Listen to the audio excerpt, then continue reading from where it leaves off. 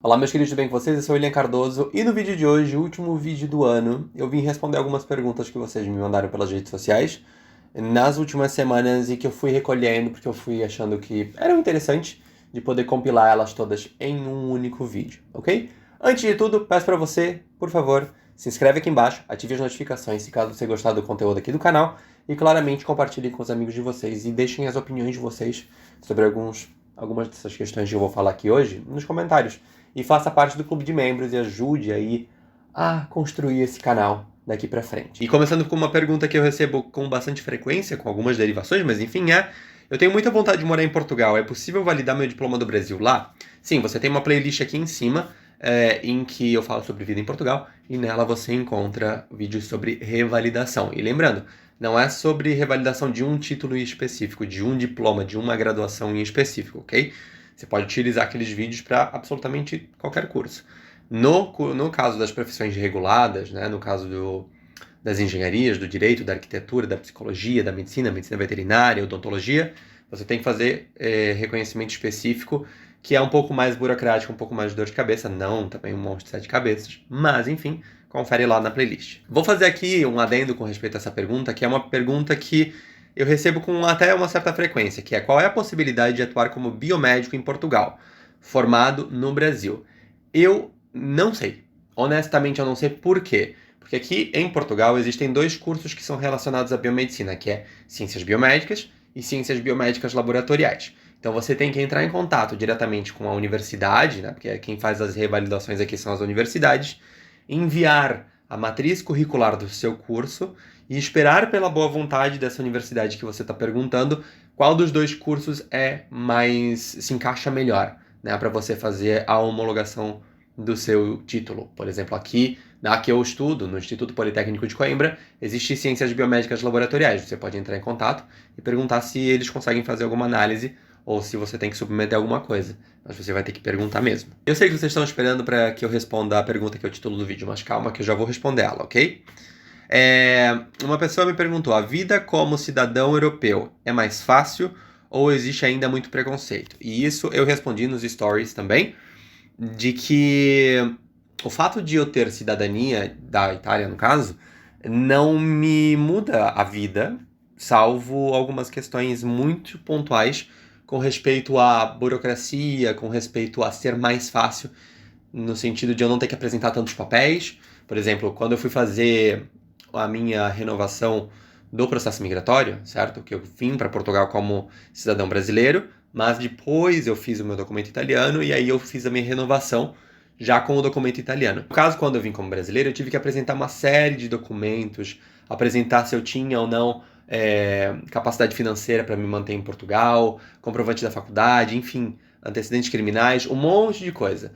Já quando eu fui fazer a renovação, e aí num setor totalmente diferente, já como cidadão europeu, por conta dos convênios da União Europeia, dos acordos, enfim, a única coisa que eu tive que levar foi o meu documento, o comprovante de matrícula da faculdade e assinar a declaração e pronto. Mas, no geral, quando eu abro a boca no meio da rua e vou falar com alguém, eu ainda falo português do Brasil. Então, para aquela pessoa, para aquele português que está lidando comigo, que está conversando comigo, para ele tanto faz a minha cidadania europeia. Porque para ele eu sou brasileiro. Eu posso ter um documento europeu, italiano. Mas, no final das contas, não muda em nada, ok?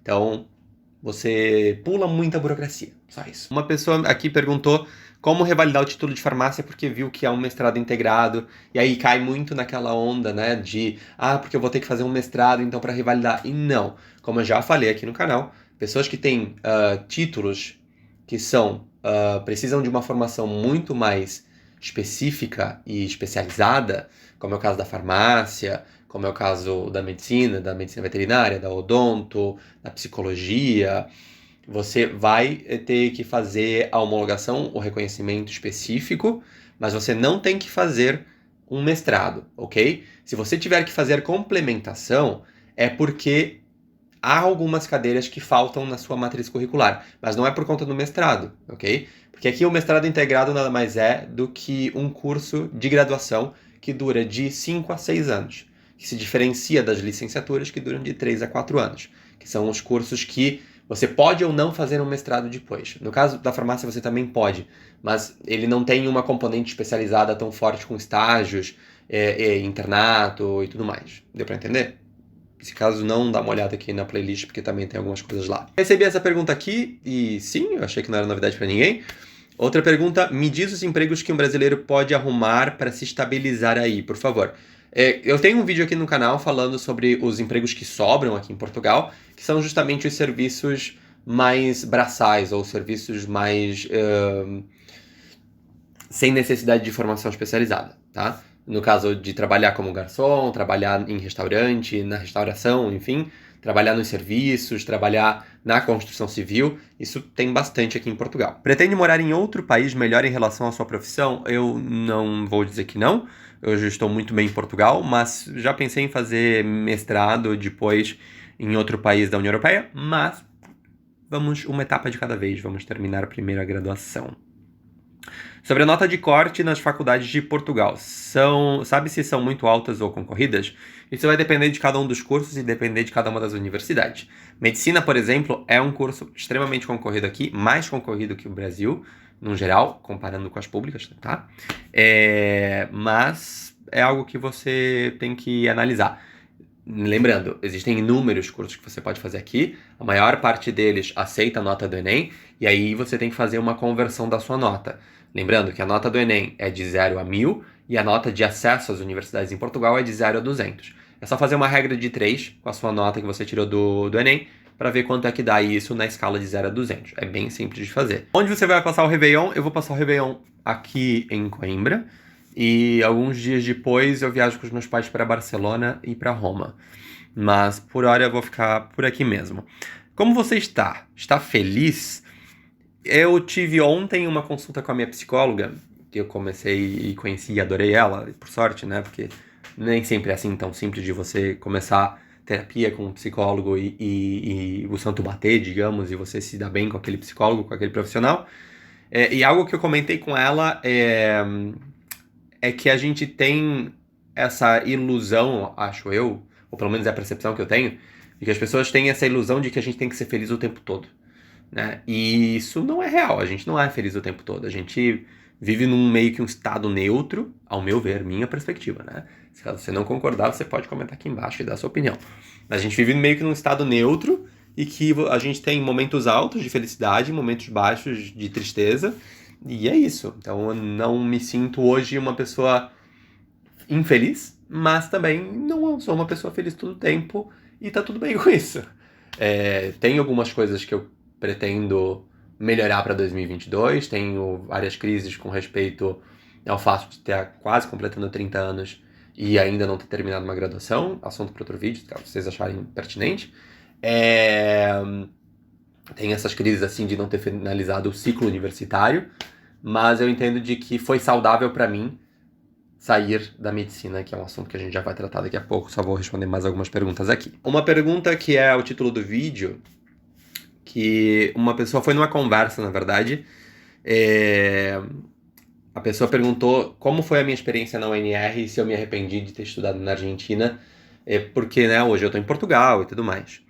E eu gosto sempre de separar algumas questões vinculadas a minha trajetória acadêmica, ao fato de eu ter morado na Argentina, ao fato de eu ter ido para a UNR e o fato de eu ter transferido depois para a UNER em Entre Rios, né?